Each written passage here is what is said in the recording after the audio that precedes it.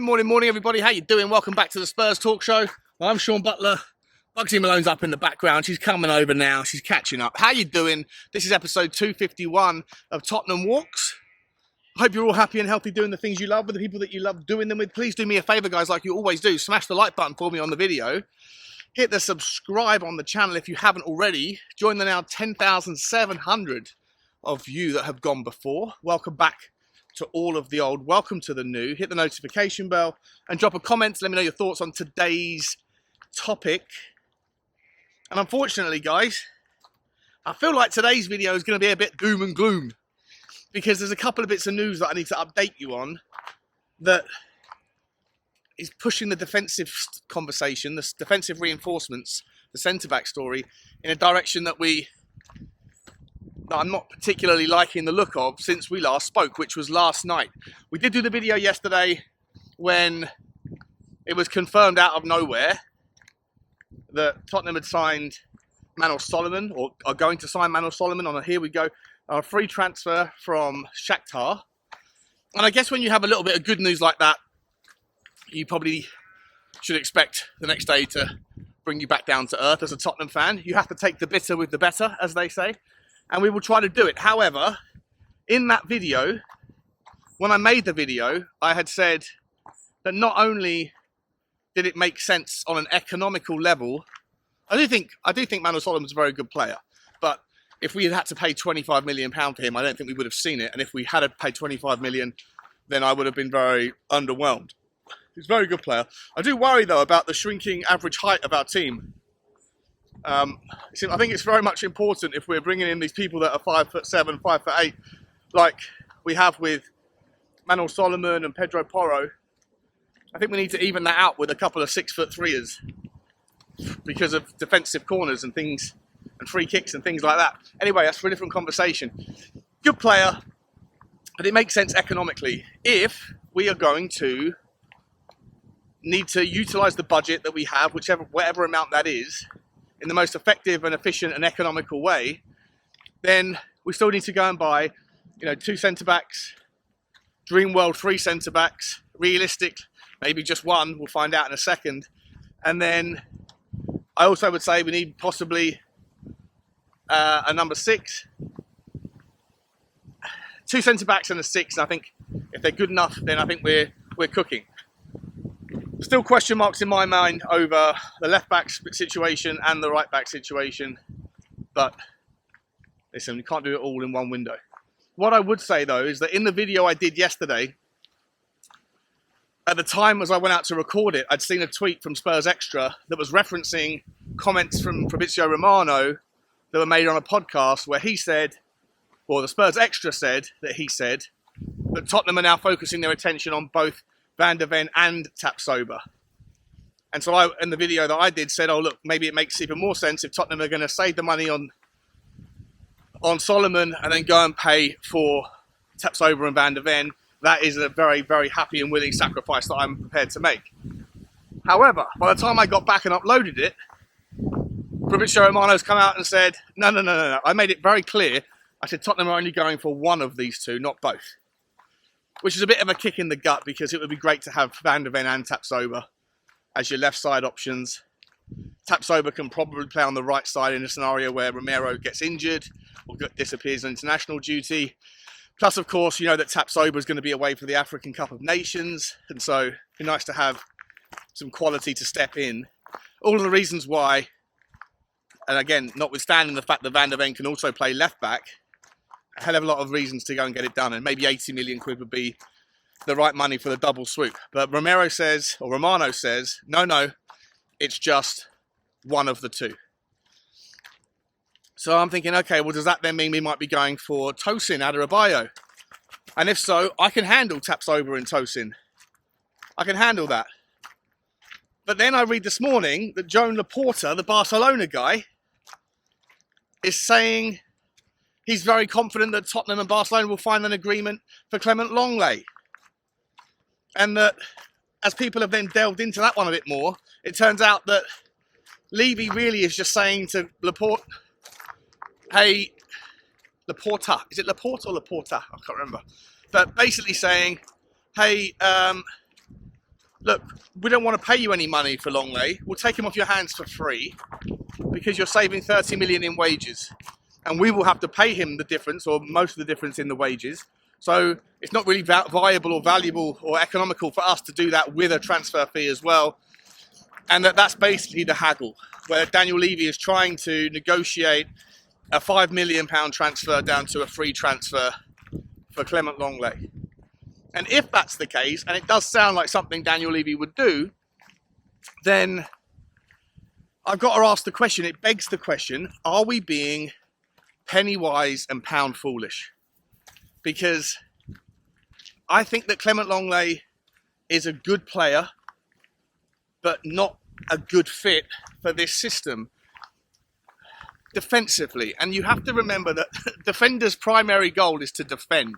On the ball, he's very capable. He's got a very good pass on him, and he can break the line. And in a high line back four system, being able to break the line and create the start of the move is very, very important. It is, because opposition teams can get bunched up. The entire 22 players, or 20 of the 22 players, can often be found within 25% of the pitch almost, and you get to a situation where you get like bottlenecks and backlogs, and everyone is too compressed. And so being able to break the line naturally requires a defender or a midfielder of the defending team to come out and step up and close down the defender on our side, who would break the line, which then leaves space for other players with more offensive intentions to be able to get the ball and do what they do with less crowded kind of space around them. So having players that can do that from the back, having the confidence of a midfielder as a central defender is very important. It is, but not at the expense of being able to defend. And in a high line, high press defence, when it goes wrong, you need to have pace behind you, and Clement Lenglet does not have pace and does not have a quick turning circle. That is my main concern from him. He's also not great in the air, and of course, if you do affect the high press very well, then you're going to have situations where goalkeepers, by design, are going to be trying to lump it clear.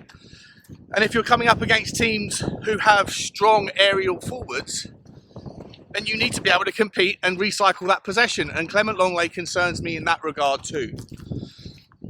But I guess it's a case of pick your poison.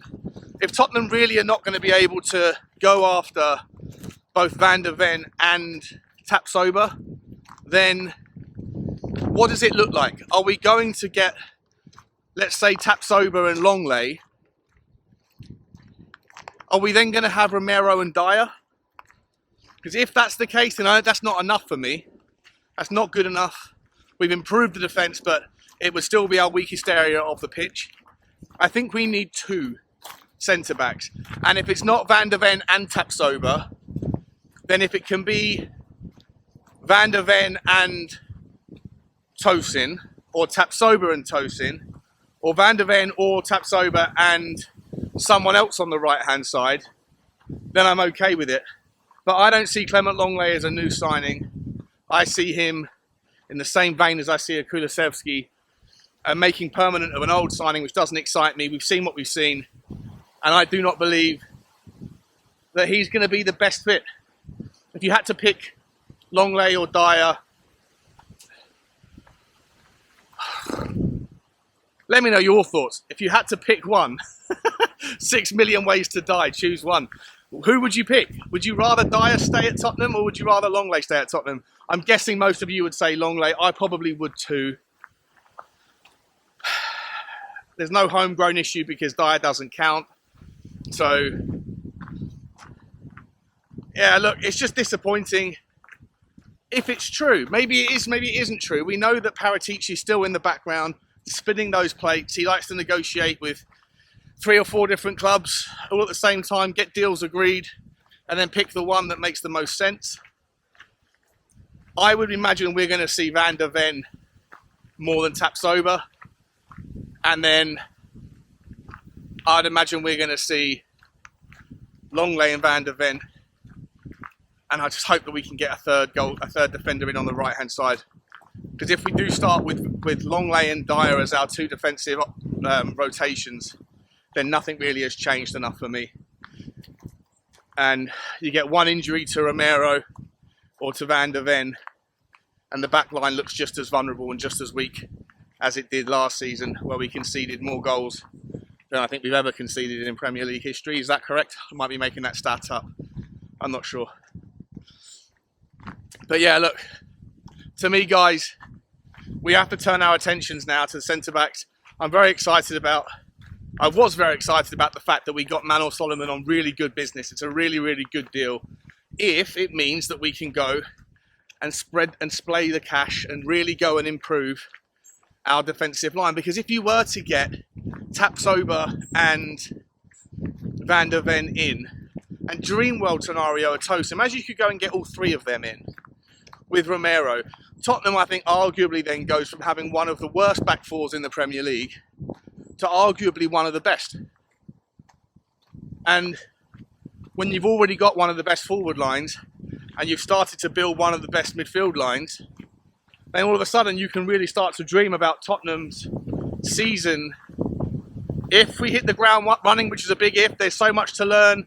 I said before, I expect a bit of a slow start, but for us to improve dramatically as the season goes on, as the players start to understand each other. Remember, there's a lot of new faces going to be on that pitch in this season's campaign. But also as all the players understand Postecoglou's system, and I think when it clicks, it will click fast and we'll start to see an improvement. But if you can go and get those three players in the back, or even two of them, then I have extreme confidence that we can maybe pull a rabbit out of a hat here and have a season that's far, far above expectations or far ahead of the curve for where we were supposed to be at this stage of the transformation of the project. Think back to Newcastle last year. They didn't have the distractions of European football. They had a new manager that created a belief within the team, a few new key players that came in, and everything went right for them, and everything went wrong for a few of the teams above them.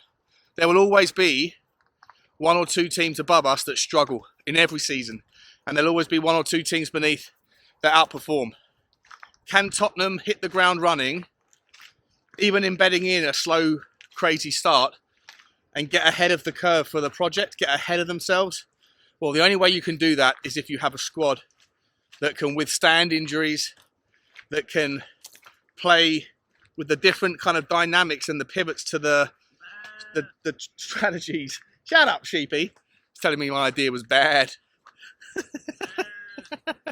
To me, I think that there is the difference between 5 or 6 positions in the league, depending on what we do over the next 2 or 3 weeks with regarding these centre-backs.